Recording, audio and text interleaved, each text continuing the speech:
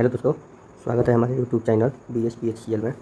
आज हम लेके आ गए हैं सेट नंबर 5 और इसमें अभी हम लोग करेंगे सिर्फ नॉन टेक क्वेश्चन। जो नॉन टेक्निकल क्वेश्चन इसमें नहीं है उसको पहले हम लोग करेंगे। तो अभी तक आपने हमारे चैनल को सब्सक्राइब नहीं किया है तो उसको सब्सक्राइब कर देंगे और आगे भी फॉरवर्ड कर देंगे ताकि दूसरों को भी इसकी फ़ायदा मिल सके और वो भी तैयारी कर सकें। तो आइए हम लोग यहाँ स्टार्ट करते हैं सामान्य ज्ञान से।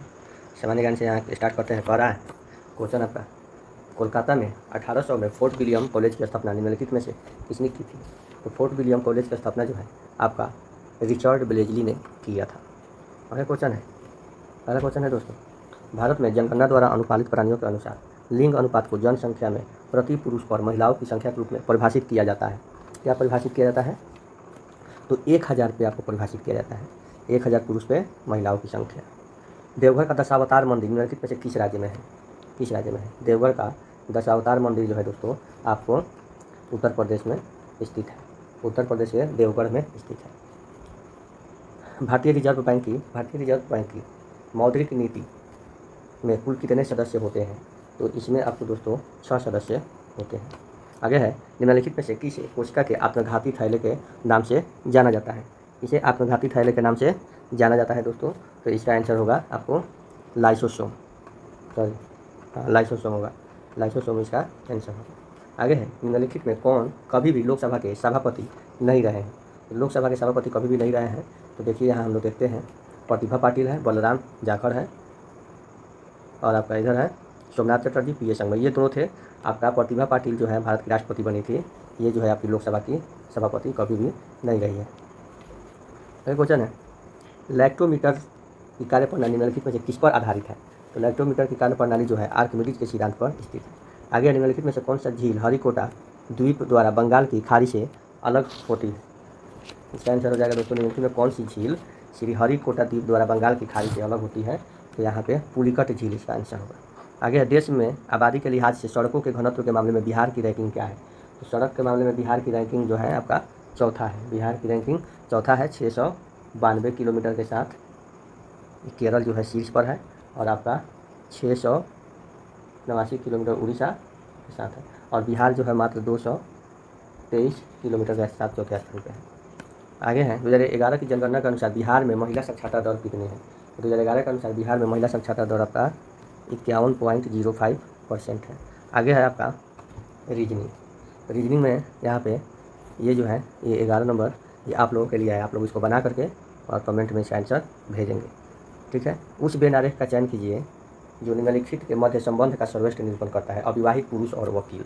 अविवाहित पुरुष और वकील।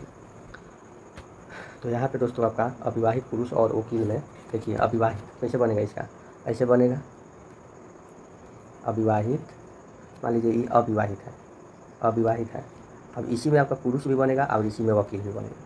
तो अविवाहित पुरुष और वकील, पुरुष में अविवाहित भी हो सकता है, वकील भी हो सकता है, इसीलिए आपका आंसर क्या हो जाएगा? 1 हो जाएगा। उस समुच्चय का चयन कीजिए जिसकी संख्या के मध्य वही संबंध है जो दिए गए समुच्चय की संख्याओं के मध्य है। तो इसका आंसर हो जाएगा दोस्तों आपका, इसका आंसर देखिए 1185। तो यहाँ पे देखिए 11 में 7 से मल्टीप्लाई किए हैं 77 और 77 5 77 आया 8 कितना हो गया? 85, ठीक है। 7 से गुना किए 8 जोड़, फिर आपका 85 में 2 से गुना किए तो कितना आया? 4 और 16 और 2 से गुना किए ना 85 ना है, 85 में 170 आया और 3 यहाँ पे माइनस किए। वैसा ही देखेंगे हमारा 4 में क्या कर रहा है? 13 से गुना करेंगे 7 से, 13 7 91 प्लस में 8 जोड़ेंगे तो 99। अब 99 में 2 से गुना करेंगे तो 198 में से 3 घटाएंगे तो 195 आ जाएगा। इसीलिए हमारा ये आंसर इसका 4 हो जाएगा। आगे है, दिए गए 4 शब्दों में से 3 एक निश्चित प्रकार की समानता है और एक असंगत है। तो असंगत है का चयन कीजिए। फरार होना, पहुँचना, पकड़ से निकल जाना, निकल जाना। तो इसका आंसर हो जाएगा दोस्तों आपका पहुँचना। आगे है, उस विकल्प का चयन करें जो तीसरे शब्द से उसी प्रकार संबंधित है जिस प्रकार दूसरा शब्द पहले शब्द से। तो यहाँ पे आपका गरुड़, ऊंचा नीर और गिलहरी। गरुड़ जो है ऊंचा नीर, लेकिन ऊंचा नीर उड़ता है। और गिलहरी क्या है? गिलहरी जो है आपका गिलहरी का घोंसला होता है। आगे क्वेश्चन है, अगला क्वेश्चन है यहाँ पे आपको कह रहा है कि समीकरण में क्या बदले, आपका क्या इसमें बदला जाए कि आपका आंसर सही आ जाए। तो आपका देखिए हम क्या करेंगे, इसमें चारों ऑप्शन रफ के बनाएंगे तो हम लोग देखेंगे यहाँ पे सबसे पहले देखिए 13 है तो हम यहाँ पर बदलेंगे 13 गुने 60 ठीक है। प्लस की जगह पे हम लोग माइनस कर देते हैं, और विभागा है और माइनस की जगह पे हम लोग प्लस कर देते हैं। देखिए क्या हो रहा है, 13 7 91 है माइनस, इसको भागा करेंगे तो 12 दूनी 24 और बच जाएगा आपका 7 12 6 72 प्लस 35। इसको ऐड करेंगे तो 6 और 9 3 12, 12 में से 26 घटेगा तो 0। तो देखेंगे कि ये आपका माइनस और प्लस कहाँ पे है, माइनस और प्लस जो होगा उसको हम लोग चेंज कर देंगे, यानी कि 16 का हमारा हो जाएगा क्या, डी नंबर।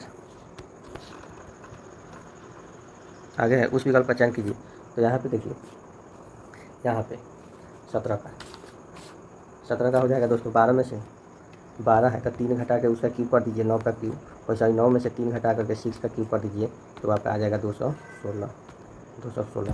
आगे है तो यहाँ पे देखिए, यहाँ पे कह रहा है इंटरनल को हम लोग ये लिख देंगे। तो देखिए 12 का यहाँ पे देखिए 15 है, 1 का 26 है, 13 का 13 है, 18 का 9 है, 5 का 22 है, 20 का 7 है और 5 का 22। वैसा ही देखिए, वैसा ही हम लोग करेंगे। ई का 22, सी का 24, एन का 13, ए का 26, भी का 5, डी का 23 और 26। देखिए 22 24 13, 22 24 13 26 26 5 23 26, हमारा आंसर क्या हो जाएगा, इसका 4 हो जाएगा। 18 का 4 हो जाएगा। 19 करेंगे दर्पण में निर्मित सभी प्रतिबिंब, तो दर्पण में रखना है तो दर्पण हम लोग रखेंगे, तो हम दर्पण हम लोग इधर रखेंगे, इधर। तो जो दर्पण के पास वाई है तो वाई रहेगा यहाँ, तो इसीलिए हमारा आंसर 4 हो जाएगा। 4 ही हमारा पलटेंगे सही आएगा। कौन सी प्रश्न आकृति के प्रश्नवाचक चिन्ह पे आई, देखिए ये ऐसे है, यहाँ पे इधर है तो ये उधर मुड़ गया है, फिर थोड़ा सा घसा के इधर है तो फिर इधर मिला, तो इधर है तो इधर। अब देख लेंगे कि इसमें क्या है, इसमें अल्टरनेट हो जा रहा है, एक अल्टरनेट हो जा रहा है, ठीक है। यहाँ पे देखिए इसमें दोनों एक साथ है तो इसमें एक यहाँ हो जा रहा है, फिर बीच में दोनों एक साथ हो जा रहा है, फिर ऐसे हो जा रहा है। तो इसका आंसर हो जाएगा 20 का आंसर हो जाएगा दोस्तों आपका, इसमें मिल रहा है ये हो जाएगा। तो ये दोनों अल्टर शुरू के जैसा हो जाएगा, फिर सेकंड के जैसा, तो ये हो जाएगा 2 नंबर। आगे फिर बढ़ते हैं। आगे आपका हिंदी में निम्नलिखित वाक्यों में शुद्ध वाक्य चुनिए। निम्नलिखित वाक्यों में शुद्ध वाक्य चुनिए। तो निम्नलिखित वाक्यों में शुद्ध वाक्य क्या है, निम्नलिखित वाक्यों में शुद्ध वाक्य, वे अब झगड़ा करेंगे ऐसी आशा है, ठीक है। यात्री अत्यंत दूर से आए हैं, बेफजूल मत झगड़ो, मेरे पास कहानियों की अनेक पुस्तकें हैं, तो यही हमारा आंसर हो जाएगा, ठीक है। ध्वंस शब्द का विलोम शब्द क्या है, ध्वंस शब्द का विलोम शब्द होगा निर्माण। ध्वंस मतलब बर्बाद करना, निर्माण मतलब सर्वदा एक वचन रहने वाला शब्द कौन सा है, सर्वदा एक वचन रहने वाला शब्द जो है जनता है, जनता। समानार्थी शब्द के आधार पर यमुना शब्द के लिए उचित शब्द क्या है, यमुना शब्द के लिए उचित अब कलंदी कृष्णा सूर्य सूता है, ठीक है दोस्तों। जातिवाचक संज्ञा सर्वनाम विशेषण क्रिया अव्यय शब्दों में से भाववाचक संज्ञा शब्द बनाए हैं, भाववाचक संज्ञा शब्द बनाए जाते हैं, ठीक है, भाववाचक शब्द बनाए जाते हैं। भाई अंग्रेजी में कह रहा है इसका अल्टरनेट चुनना है। शरणार्थी रेक्टिफाई का क्या होता है, रेक्टिफाई का सुधार करना, तो इसीलिए इसका हो जाएगा सुधार मतलब सही करना, करेक्ट हो जाएगा। यहाँ पे है वैनग्विश इसका अपोजिट चुनना है, इसका क्या करना है अपोजिट, यहाँ पे देखिए दिखा है अपोजिट चुनना है। वैनग्विश का मतलब होता है पराजित, हारना, यानी कि इसका हमारा आंसर हो जाएगा जीत। तो जीत हम मतलब उसको क्या करना है, तो कोई हारेगा तो क्या करेगा, सरेंडर करेगा तभी तो हारेगा, ठीक है। आगे है 4 वर्ड्स आर गिवन, इसमें से सही चुनना है, वर्ड करेक्ट जो सही वर्ड है उसी को चुनना है। तो इसका आंसर हो जाएगा दोस्तों आपका, इसका हो जाएगा ग्रोटेस्क्यू हो जाएगा इसका। अब 29 में कह रहा है see me tomorrow without fail हो जाएगा, ठीक है, विदाउट फॉल। अब आता है radium dash ray that blind, इसका हो जाएगा radius give off ray that blind the eye. अब आता है कंप्यूटर में देखिए बताए कि निम्नलिखित कथन सत्य है या असत्य, तो इसको कथन में सत्य और असत्य छापना है, ठीक है। तो इसका हमारा हो जाएगा कि MS वर्ड में लैंडस्केप एक मान्य पेज मार्जिन विकल्प है, एकदम नहीं है। MS वर्ड में पोर्टेंट एक मान्य वेब मार्जिन विकल्प है, ये भी नहीं है, यानी कि दोनों हमारा क्या है, गलत है। आगे आइए MS वर्ड में टेबल के बारे में निम्नलिखित में से कौन सा कथन सत्य है। तो MS वर्ड में टेबल के बारे में, तो एक टेबल में केवल एक रो होता है, एक टेबल में केवल एक रो होता है, नहीं होगा। एक टेबल में केवल 2 रो हो सकती है, ये भी नहीं हो सकता है। एक टेबल में केवल एक कॉलम हो सकता है, ये भी गलत है। एक टेबल में अभाज्य संख्या में कॉलम नहीं हो सकते हैं, ये सही है। ये असत्य है, ये बाकी सब सही है। कहने का मतलब है कि ये सब सही है, ये सब सही है, ये सब सही है, गलत है। इसीलिए हमारा आंसर करा इसमें असत्य छाँटना है, असत्य छाँटना है, इसलिए हमारा आंसर ये हो गया है। एमएस वर्ड में निम्नलिखित में से कौन सा व्यू ऑप्शन दिखाता है कि आपका डॉक्यूमेंट वेब पेज के रूप में कैसा दिखाई देगा, कैसा दिखाई देगा? तो ये दोस्तों आपका पेज लेआउट में दिखाई देता है। वेब लेआउट खोलिएगा तो उसमें दिखाई दे देगा कि आपका पेज कैसा दिख रहा है। एमएस वर्ड के हाल के संस्करणों जैसे कि वर्ड 2016 में होम मेन्यू के तहत फॉन्ट कमांड समूह के भाग के रूप में निम्नलिखित में से क्या दिखाई देता है? तो ये चेंज केस दिखाई देता है, चेंज केस आपको दिखाई देता है। एमएस एक्सेल वर्कशीट में जब आप B3 से शुरू करके B3 रेशियो G9 सेल्स की एक रेंज को सिलेक्ट करते हैं तो नेम बॉक्स में क्या प्रदर्शित होता है? तो नेम बॉक्स में आपका क्या प्रदर्शित होता है? तो नेम बॉक्स में आपका B3 प्रदर्शित होता है। IMFA एक ईमेल संबंधित प्रोटोकॉल है। तो IMF का पूर्ण रूप क्या होता है? IMF का पूर्ण रूप दोस्तों होता है internet message access protocol, internet message access protocol.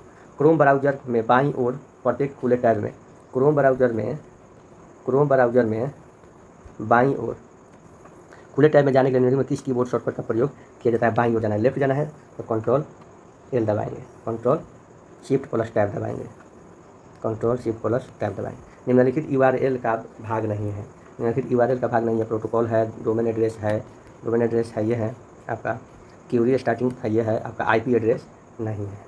ठीक है, आइए एमएस एक्सेल में सेलेक्ट किए गए सेल के कॉन्टैक्ट को एक नए बड़े सेल में संयोजित करने और केंद्र में लाने के लिए निम्न में से किसका उपयोग किया जाता है? किसका उपयोग किया जाता है? तो मर्ज एंड सेंटर का उपयोग किया जाता है। निम्नलिखित एमएस एक्सेल फार्मूला का परिणाम क्या होगा? तो इस फार्मूला का परिणाम दोस्तों आपका हो जाएगा 7, फार्मूला का परिणाम 7 हो जाएगा। ठीक है, 7 हो जाएगा। तो इसी के साथ हमारा आज का ये सेशन खत्म हुआ। फिर अब आगे हम आएंगे इसी के ट्रेड से संबंधित क्वेश्चन लेकर के उसको बनाया जाएगा। तब तक के लिए आपसे विदा लेता हूँ और फिर आगे ही हम लेकर के आएंगे इससे संबंधित ट्रेड से संबंधित क्वेश्चन। ठीक है, तो जय हिंद, जय भारत, गुड नाइट।